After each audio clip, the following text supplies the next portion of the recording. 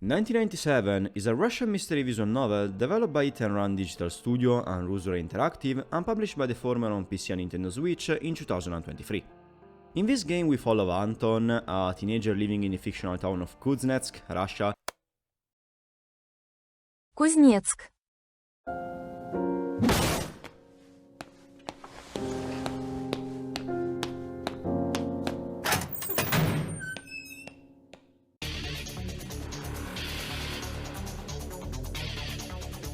As he lives his normal life together with his childhood friends, Alice and Sergei, until, one day, he witnesses something horrible, something that crashes his idea of reality, all while new people start appearing in the city and acting strangely, and, together with them, a strange girl the same age as Anton also shows up, claiming to have been friends with the protagonist's group. However, Anton does not recognize her or even who she is, and the mystery deepens when then he discovers that the place she said to have lived in Kuznetsk has not yet been constructed. This pushes Anton and his friend group to investigate on the matter, having to decide who to trust, in order to find out what is happening in Kuznetsk, and what they are going to find is going to shake their own idea of reality. Now, the best way I can define this visual novel is as if a Lovecraftian story met with a Russian thriller in a bar. Still, the story is not really an horror, but more a detective one, with the big mystery to solve being the real nature of Kuznetsk, and with some light psychological elements thrown here and there to heighten the tension in some specific moments, and various supernatural elements sprinkled along the way. Having said this, the plot of this game is serviceable.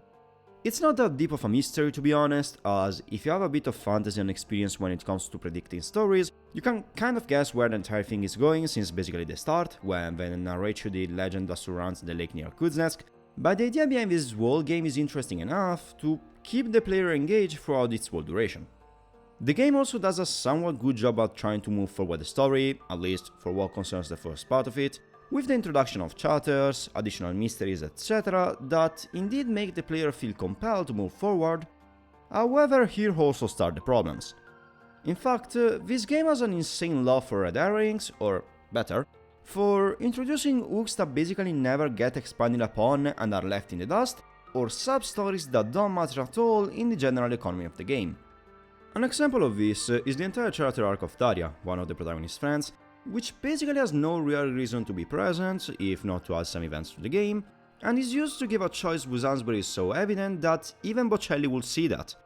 There is some other stuff that falls into this category I won't talk about because of spoiler reasons, but this is something that happens more than once in the game, and that, after the first time, can almost seem like the game is wandering aimlessly without a clear vision of where it wants to go, which culminates in an ending that almost seems like a fetch quest for how it is developed.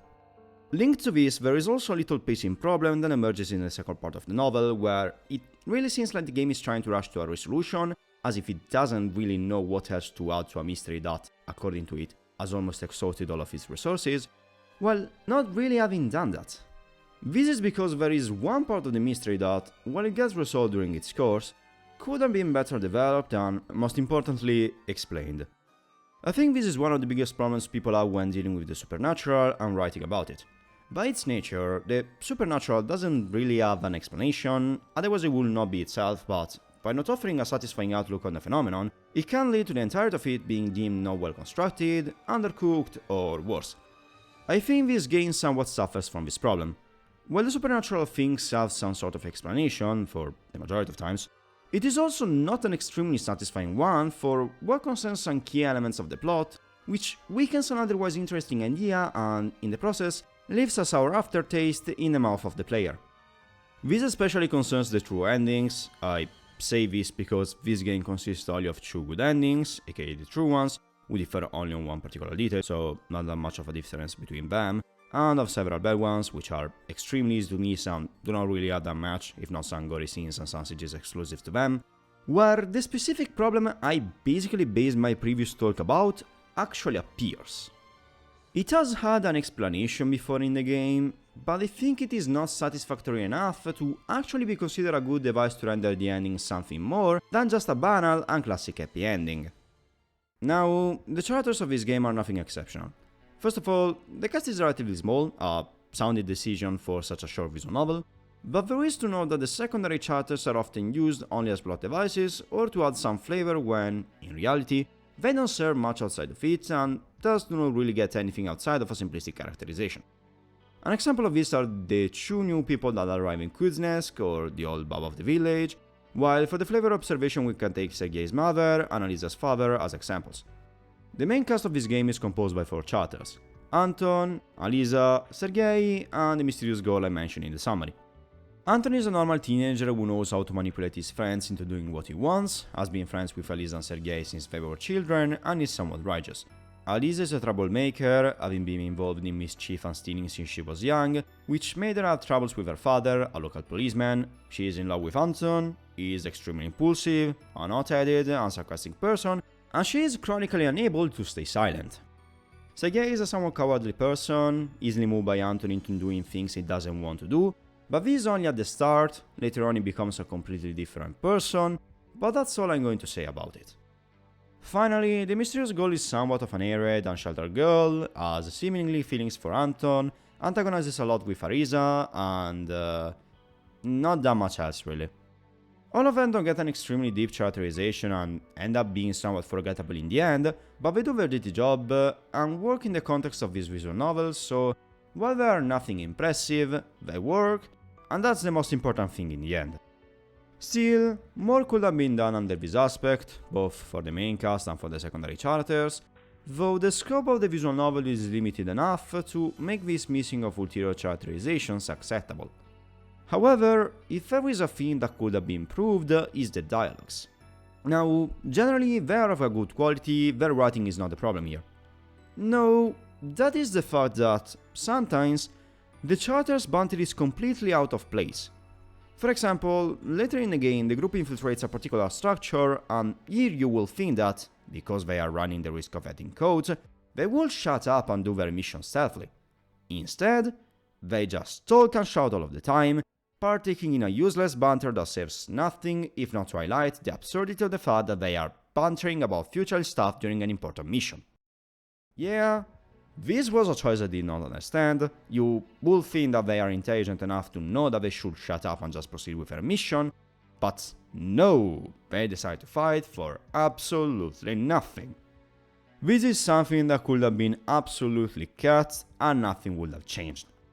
As a last thing that I didn't really know where to put, this game offers a glossary for various terms and objects present in it, which range from the descriptions of the various objects you are going to encounter during the game, to the explanation of some Russian and, in general, Slavic terms the player may not be knowledgeable about, and even some fictional products that are references to some real series but are mentioned under a different name during the game.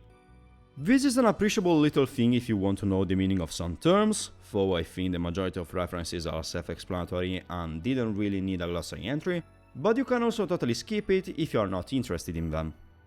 Now, briefly, for what concerns the art style, it's okay. The character sprites are good and their design is, overall, enjoyable, and the backgrounds are also of a good level, but there is a difference of quality between the sprites and the CGs, and also between the various CGs. In fact, they are normally decent, but there are some that are lower quality than others, and some that look a bit wonky.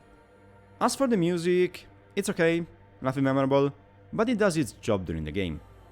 However, a thing this game also comes with is a Russian voiceover, and while I had to state that my familiarity with Russian dubs is approximately zero, it seems like the quality of the one present here is on the good side of things, resulting in an enjoyable experience. I needed 2 hours and a half to finish all the endings of this game. However, note that I am a fast reader and that I tend not to listen to every complete voice line, so if you have a slower reading velocity or you tend to listen to every single line of dialogue up to the end, you can easily need more than 4 hours to finish this game and maybe 5 to get every single ending. Still, consider that this last consideration is just a personal esteem and nothing more. As for replayability, well, after having finished it, you can try and get all the other endings, or you can play the minigame that is available in the starting screen, so you still have some things to do after you have finished it if you want. Yes, I kinda forgot to tell it, there is also a minigame a la Game & Watch present in this game, so let me just give them a round of applause for this little side thing. Overall, 1997 is a somewhat competent thriller story with some supernatural elements on top of it, but it is nothing unforgettable or that you need to play at all costs. It does not have a particularly memorable story, a great cast of chapters, or any particular characteristic that will make it stay in your memory for more than the time it takes you to finish it, but it is still an enjoyable visual novel, though it has its fair share of problems and underwhelming stuff. In general, if you want to play a mystery thriller visual novel or any search of a short one to play, I can mildly recommend this game. It's nothing revolutionary or unmissable, but it can still be an enjoyable experience. Having said this is the end of the review. Thank you very much for arriving here.